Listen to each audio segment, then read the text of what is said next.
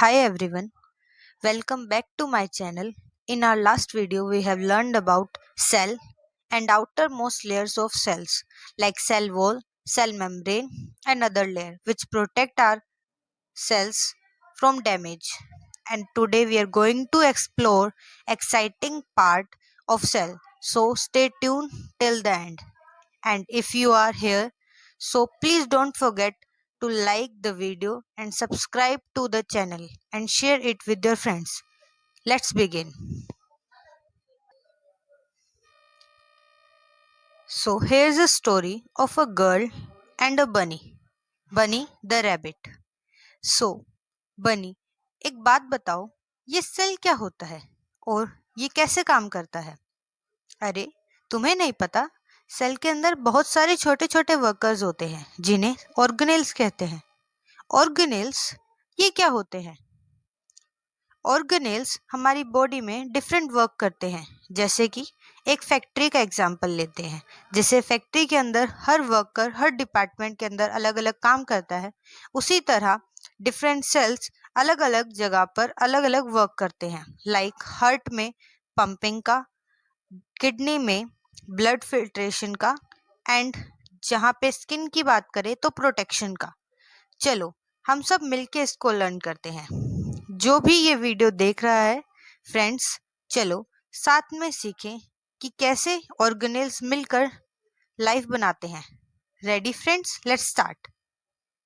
आज के टॉपिक जो हमारे रहेंगे वो होगा cell wall, cell membrane, cytoplasm, nucleus, nucleolus और माइटोकॉन्ड्रिया। इनको आज हम कवर करेंगे। वैसे तो हमने सेल वॉल और सेल मेम्ब्रेन को कर रखा है, पर थोड़ा सा बेसिक और देख लेंगे। सबसे पहले सेल वॉल। पहले वाली वीडियो में भी हमने देखा था और इस वाली वीडियो में भी हम देखते हैं, तो ये आउटर मोस्ट लेयर होती है किसी भी सेल की। बट ये प्रेजेंट किस में होती है? प्लांट में, फंगाई में, बैक्टीरिया में और एल्गी में।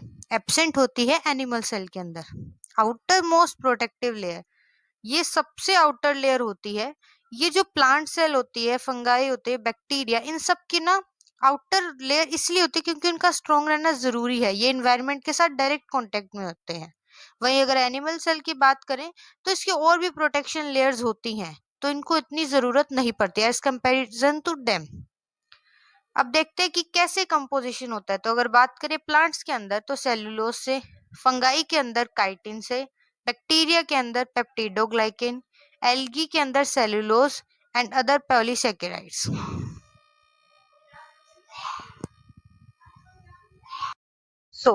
अब हमारा जो नेक्स्ट टॉपिक है वो है सेल मेम्ब्रेन। सेल मेम्ब्रेन देखा जाए तो आउटर मोस्ट लेयर है एनिमल सेल की, क्योंकि प्लांट सेल की तो हमें पता है सेल वॉल है। तो ये आउटर मोस्ट लेयर हो गई किसकी? एनिमल सेल की। और सेल वॉल के अंदर तो inside the cell wall in plant, ये क्या होती है? सेमी परमिएबल होती है, कि ये कुछ चीजों को अलाउ करती है, जैसे जो इम्पोर्टेंट है, जो आयंस है, जो जरूरी है सेल्स के लिए, जो लिक्विड है जो कि काम आएगा सेल के लिए, उनको। बट तो मतलब सेमी परमिएबल का मतलब क्या हो गया? ये कंट्रोल करते हैं entry and exit of substance.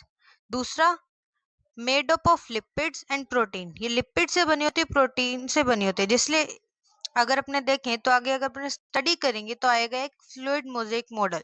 ये इसी के बेसिस पे होगा कि आगे इसकी स्टडी करी जाएगी, जिसमें अपने देखेंगे कि जो स्ट्रक्चर जो दी थी उसको नाम भी इसी तरह का दिया था, क्योंकि ये लिपिड और प्रोटीन से बना होता है और ये शेप को मेंटेन करते हैं, प्रोटेक्ट करते हैं ये भी सेल को। नेक्स्ट अगर अपने देखें साइटोप्लाज्म। साइटोप्लाज्म जो है ना, वो बेसिकली जो सेल के अंदर का लिक्विड पाया जाता है उसको कहते हैं कि सारे ऑर्गेनेल्स है, उसके अलावा जो लिक्विड होगा ना वो साइटोप्लाज्म होता है।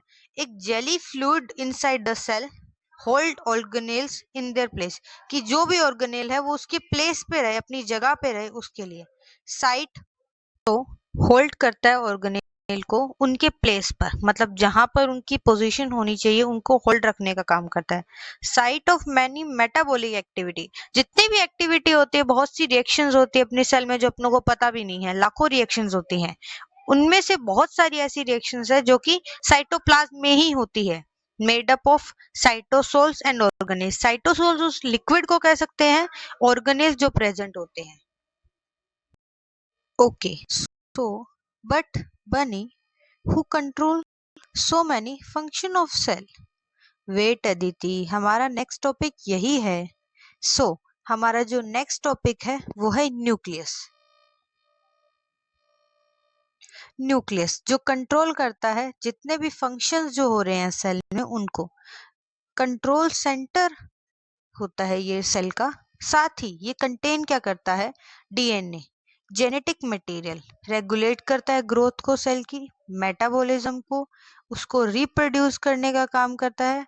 डबल लेयर न्यूक्लियर मेम्ब्रेन इसके अंदर प्रेजेंट होती है जिससे इसकी प्रोटेक्शन रह पाए।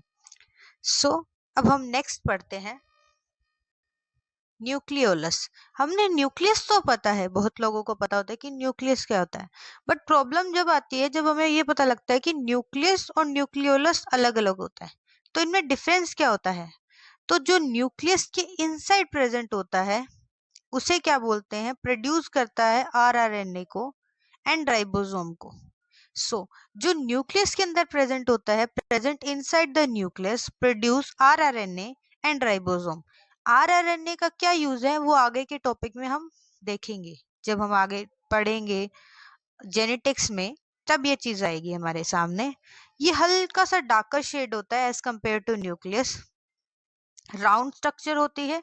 मेजर रोल जो होता है ना इसका वो प्रोटीन सिंथेसिस में आता है। जब हम आगे देखेंगे कि डीएनए से प्रोटीन बनता है, उसमें चेंजेस आते हैं, उसमें मेन न्यूज जो आता है वो न्यूक्लियोलस का आता है।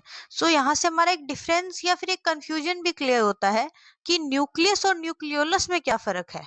जो न्यूक्लियस है उसके अंदर पूरी जितना भी जेनेटिक मटेरियल है वो प्रेजेंट होता है, वहीं पे न्यूक्लियोलस उसका एक छोटा पार्ट है, सेंटर पार्ट है, जिसके अंदर सिर्फ मेन कह सकते हैं, सिर्फ तो नहीं पर मेनली आरएनए और राइबोसोम प्रोड्यूस किए जाते हैं और ये प्रोटीन सिंथेसिस में हेल्प करता है। वहीं न्यूक्लियस में तो अपने देख सकते हैं कि आगे जब भी इसका रिप्रोडक्शन होगा, जब नई ऑफस्प्रिंग्स डॉटर सेल्स बनेगी तो उनके अंदर जेनेटिक मटेरियल को ट्रांसफर करना एंड ऑल, इसमें सब में उसका रोल होता है। अब इसके बाद में नेक्स्ट हमारा टॉपिक है जो सबको ऑलमोस्ट याद रहता है, power house of cell, mitochondria. इसको पावर हाउस कहा क्यों जाता है? बहुत ही बेसिक क्वेश्चन है। हम सोचते हैं कि शायद वो एनर्जी बनाता होगा, पर कैसे? शायद डायरेक्ट एनर्जी नहीं, वो एनर्जी बनाता है एटीपी की फॉर्म में। एटीपी की फॉर्म में कैसे बनाता होगा?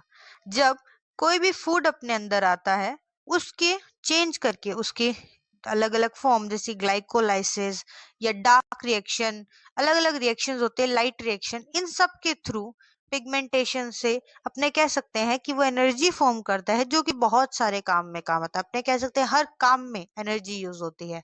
आज मैं आपसे बात कर रही हूँ या मैं कुछ भी काम करती हूँ तो एनर्जी यूज होती है, अपना ब्रेन यूज करने में हर जगह एनर्जी यूज करती है। उस एनर्जी को बनाता कौन है? माइटोकॉन्ड्रिया। ये बनाता कैसे? जितना भी अपने फूड खाते हैं हमें कहते हैं कि खाना खाओ एनर्जी मिलेगी, तो वो ऐसा थोड़ी डायरेक्ट ही मिल जाएगी। उसके लिए हमें उसको माइटोकॉन्ड्रिया के पास पहुंचाना होता है। सेल की माइटोकॉन्ड्रिया उसे चेंज करती है एटीपी की फॉर्म में। इसके बाद खुद का डीएनए भी होता है रेप्लिकेट करने के लिए, कि अगर इसे और माइटोकॉन्ड्रिया की जरूरत पड़े कि भाई बहुत ज्यादा काम हो गया, अब मुझे जरूरत है एक पार्टनर की जो मेरे साथ में और एनर्जी जनरेट कर पाए, उसके लिए। इसके अलावा ये मेम्ब्रेन बाउंड होता है, भाई प्रोटेक्शन तो चाहिए, इतनी ज्यादा एनर्जी बना रहा है, प्रोटेक्शन तो बहुत इंपॉर्टेंट है। आज का हमारा जो टॉपिक है वो यही कंप्लीट करते हैं। आगे का जो है हम अगली क्लास में करेंगे। Great today Great job everyone. Today you learned all major organelles with Bunny and Curious Girl. I hope you enjoy the tour of cell and I hope you learned something new today. Next class will be even more exciting. If you enjoy this video, make sure to like, share and subscribe and tell us in the comments which organelles is your favorite. See you in next class.